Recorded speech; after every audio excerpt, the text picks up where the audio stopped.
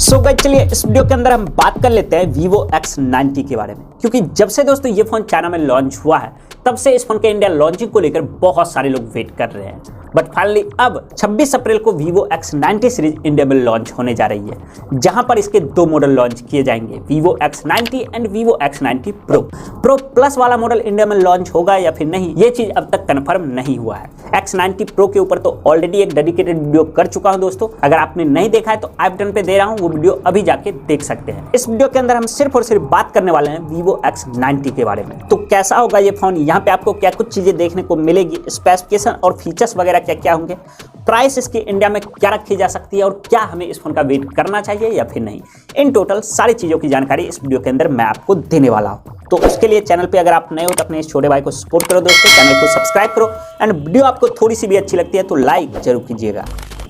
Alright दोस्तों, तो चलिए वीडियो स्टार्ट करते हैं। बात कर लेते हैं सबसे पहले इस फोन की बिल्ड क्वालिटी और डिजाइन के बारे में। तो गाइस ये जो फोन है ये ग्लास बैक के साथ आएगा, जहां पे आपको मैट फिनिश देखने को मिल जाएंगे और इसके प्रीवियस मॉडल से इसका डिजाइन कंप्लीटली चेंज रखा गया है। वैसे 3 कलर में ये फोन इंडिया में लॉन्च होने वाला है, जहां पे आपको रेड और ब्लैक कलर में लेदर के बैक देखने को मिल जाएंगे। टॉप लेफ्ट में दोस्तों यहाँ पे राउंडेड शेप में कैमरा हाउसिंग देखने को मिलेगा, जहां पे 3 कैमरा सेंसर और कैमरा हाउसिंग के बाहर एक LED फ्लैश लाइट देखने को मिलेगी और उसके नीचे जायज की ब्रांडिंग भी होगी। फ्रेम के बारे में बात करते हैं तो गाइस वो यहाँ पे मेटल का होगा, जो कि इसके डिजाइन को काफी प्रीमियम सा लुक देता है और फ्रंट की तरफ यहाँ पे ग्लास देखने को मिल जाएंगे। कर्व्ड स्क्रीन होगी दोस्तों, टॉप एंड दोनों साइड वाले बेजल्स यहाँ पे आपको पतले नजर आएंगे और चिन के बारे में बात करते हैं तो ये काफी हल्के होंगे।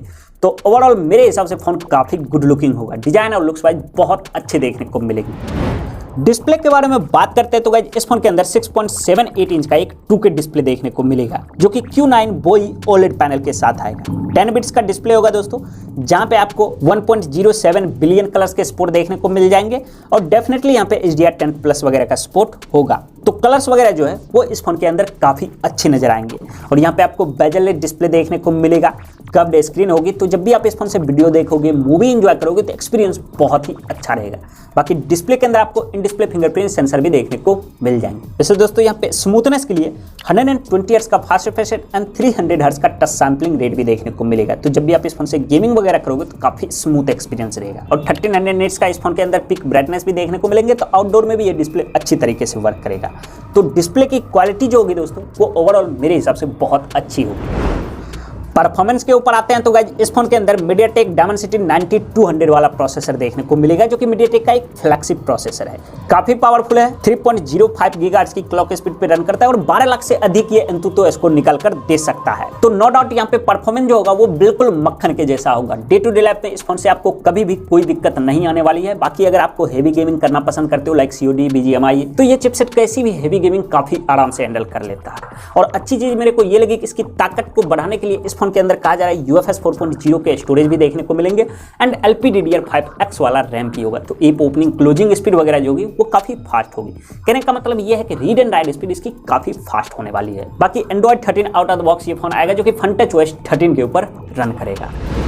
अब गाइस अगर हम इसके बैटरी कैपेसिटी के बारे में बात करते हैं तो गाइस इस फोन के अंदर 4810 मिली एम्पीयर की बैटरी देखने को मिलेगी, जो कि मेरे हिसाब से एक डिसेंट बैटरी है। नॉर्मल यूजर्स को ये बैटरी लगभग 1.5 से 2 दिन का बैकअप आराम से निकाल कर दे सकती है। बाकी इसको चार्ज करने के लिए यहाँ पे 120 वोल्ट की फास्ट चार्जिंग का सपोर्ट भी देखने को मिल जाएगा।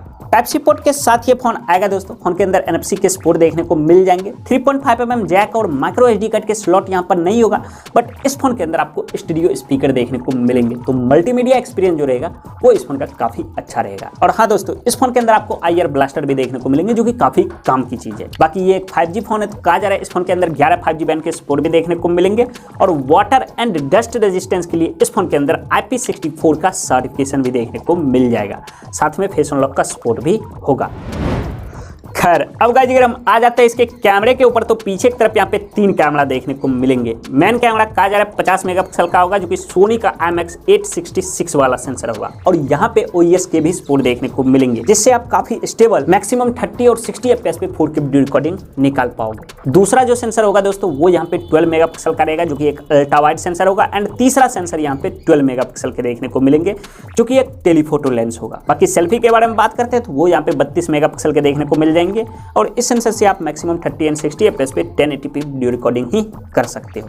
तो कैमरा सेटअप जो होगा वो मेरे हिसाब से बहुत अच्छा होगा, कोई भी इसको क्रिटिसाइज नहीं कर सकता है। बाकी इसके अंदर आपको HDR, panorama, night mode, slow motion, pro mode, portrait mode जैसे कई सारे कैमरा फीचर्स भी देखने को मिल जाएंगे। वैसे दोस्तों एक चीज बताना भूल गया कि वीवो ने X90 सीरीज के कैमरे को लेकर जायज के साथ कोलैबोरेट किया है, तो फोटोग्राफी जो होगी वो इस फोन की नेक्स्ट लेवल रहेगी। और इस फोन के अंदर आपको वीवो का कस्टम V2 चिप भी देखने को मिलेगा जो कि इसके इमेज प्रोसेसिंग को काफी ज्यादा इनहेंस करता है। तो गाइज यही थे इस फोन के स्पेसिफिकेशंस की पूरी कहानी। प्राइस के बारे में बात करते हैं तो गाइज कहा ऐसा जा रहा है कि इस फोन को 8GB 128GB, 8GB 256GB and 12GB 256GB के 3 मॉडल में इंडिया में लॉन्च किया जा सकता है। और जो बेस मॉडल रहेगा 8GB 128GB उसकी प्राइस मुझे ऐसा लगता है कि इंडिया में अंडर 15,000 रखी जा सकती है, 49,999। और 128GB वाले मॉडल के अंदर आपको UFS 3.1 वाले स्टोरेज देखने को मिलेंगे। वैसे आपके हिसाब से इसकी प्राइस इंडिया में कितनी होनी चाहिए हमें कॉमेंट करके जरूर बताइएगा। और अगर इसके इंडिया लॉन्चिंग के बारे में बात करते हैं तो 26 अप्रैल को ये सीरीज इंडिया में लॉन्च होने वाली है। तो गाइस अगर आपका बजट 50 to 55,000 का है और इस रेंज में कोई कैमरा सेंट्रिक फोन ढूंढ रहे हो तो डेफिनेटली आप इस फोन का वेट कर सकते हो। तो गाइस बस इस वीडियो में इतना ही। पसंद आए तो वीडियो को लाइक कीजिए, शेयर कीजिए और चैनल पे पहली बार आए तो सब्सक्राइब कीजिए। मैं मिलता हूं अगले वीडियो में, तब तक के लिए जय हिंद।